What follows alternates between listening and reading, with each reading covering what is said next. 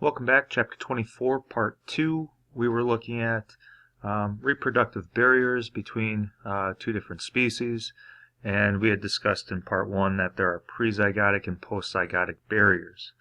Once again, all of these processes are outlined on 490 and 491 if you're looking for them in writing. I am speaking about them. There's not much writing that you can see on my screen, so you'd have to listen a little bit closely. To start with, the last prezygotic barrier we still need to discuss is gametic isolation. And this occurs when two species potentially could mate or reproduce together, but their gametes can't fuse to fertilize. And that would be what we see going on here with these sea urchins. The one you can clearly see right here, but a different type of sea urchin is right down here. A little bit more difficult to see, I suppose. But the sea urchins each produce a gamete that's unique to their specific species. And while those two gametes could come in contact with one another, one from this species and one from this one, they're cells. And cells do have proteins on the surface of them that allow them to bind to other cells of that same species.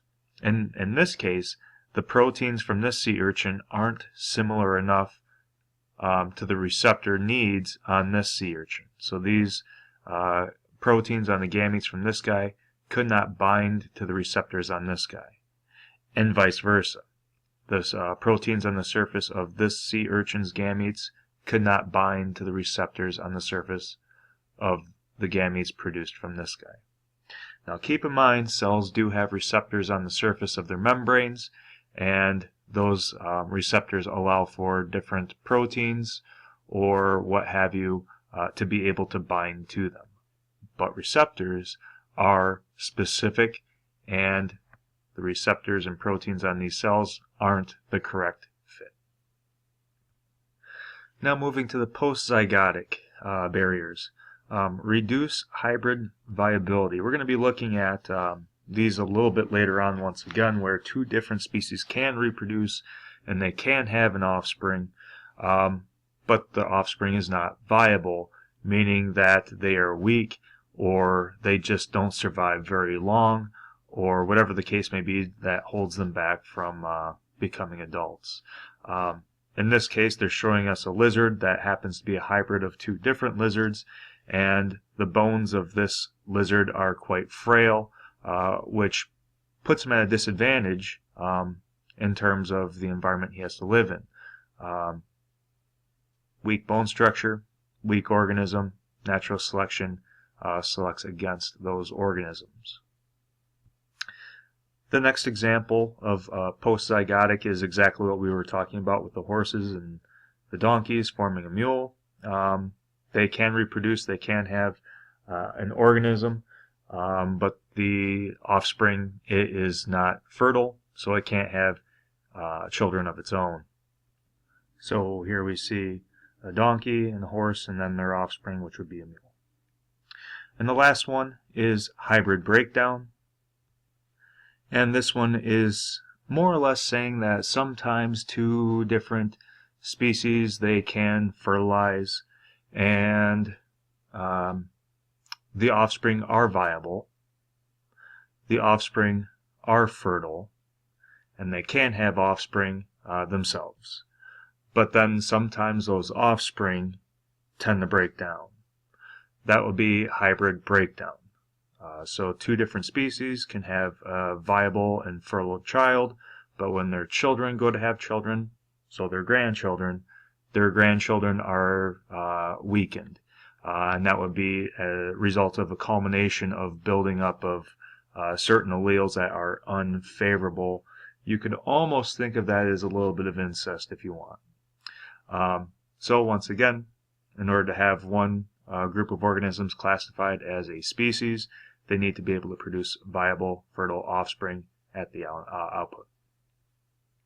So up to this point, we've been talking about the biological species concept, and we involved in that the definition of what a species actually is. one of the strengths of the biological species concept is that it directs our attention to how specifically speciation can occur, which is by the evolution of reproductive isolation. But there could be some problems that we have with this specific concept, one being asexually reproducing organisms. Keep in mind, asexually reproducing organisms reproduce by means of binary fission, which is quite similar to mitosis. The result would be two sister cells that are identical to the first. So if you're reproducing by making a copy of yourself, how can you diverge into two different species? So reproductive isolation can't really occur with asexually producing organisms.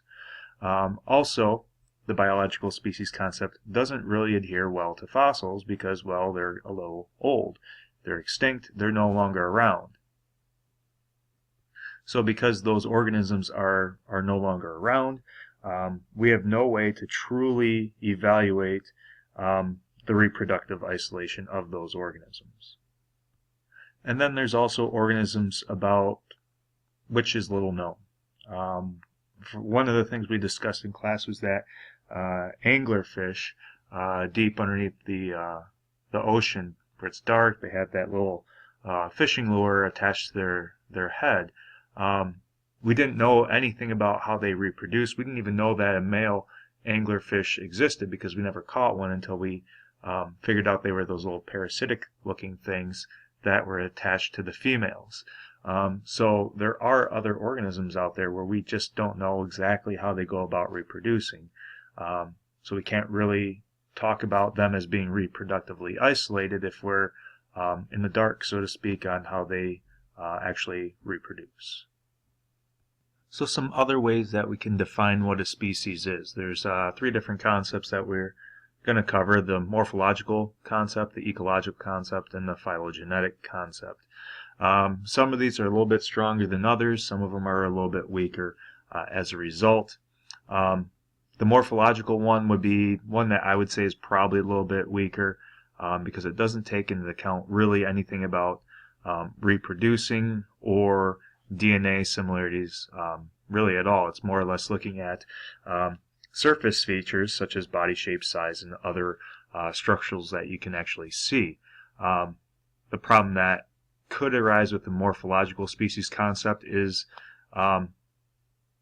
analogous structures. You know, you're looking at the wings of a bat and the wings of a bird and the wings of a fly, and those three creatures aren't even really closely related. We're talking about a reptile, a mammal, and an insect, which are distinctly different from one another, and the development of those wings probably came as a result of random chance in nature, not necessarily from a common lineage.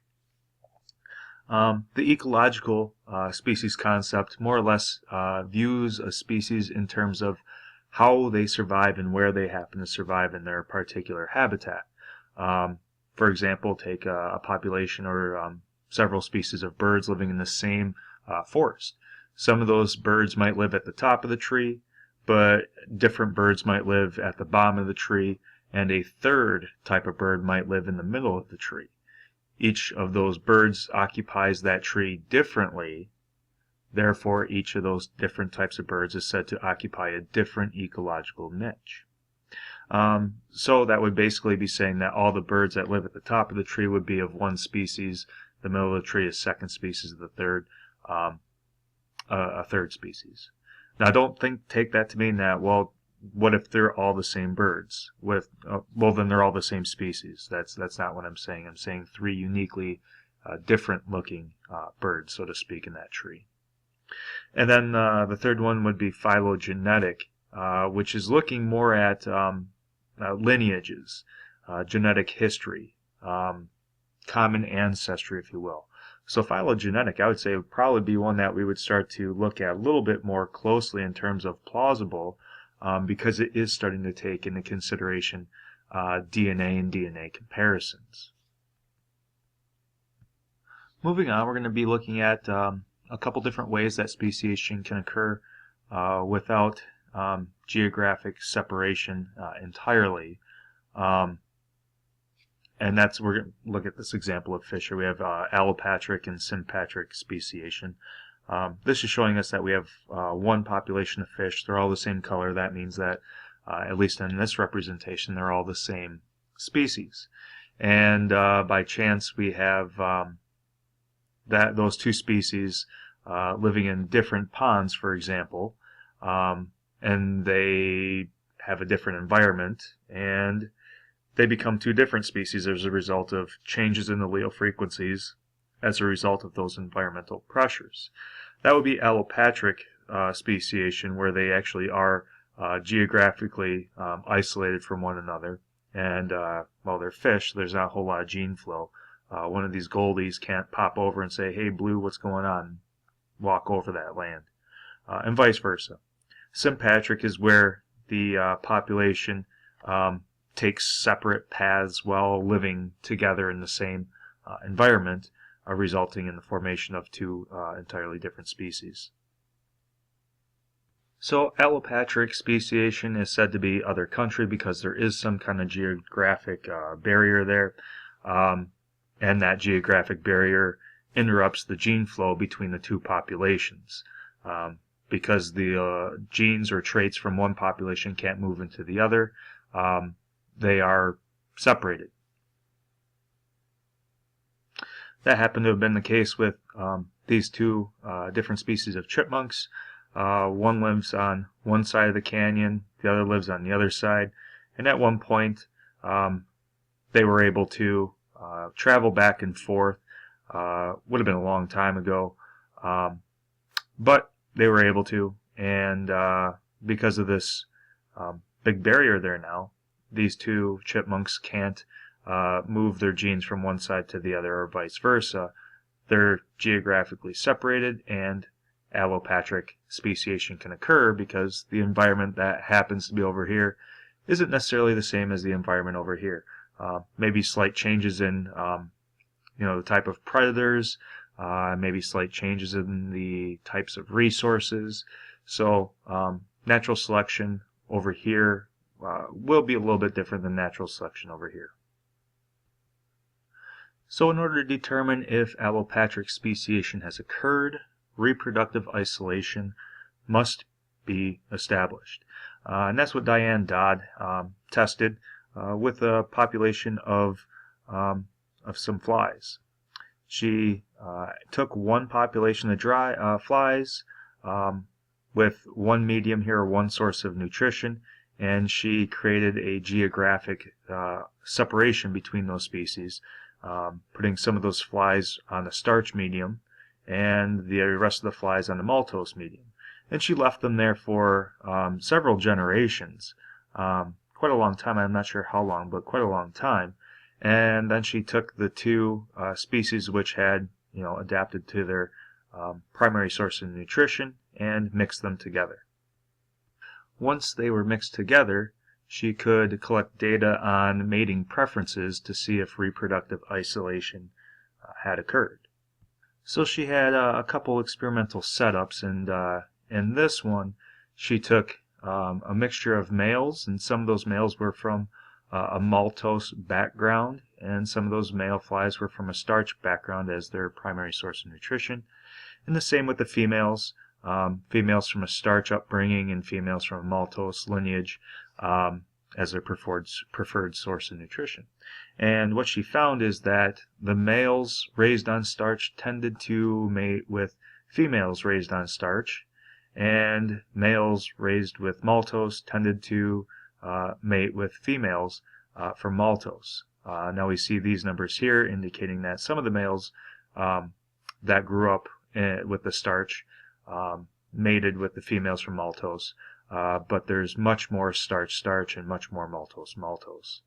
She compared this to a control group where she had all the flies from the same background, starch and maltose, but just different canisters. And it didn't really matter because the males from a starch background would mate with other females from a starch background, whether it be from the same population or different.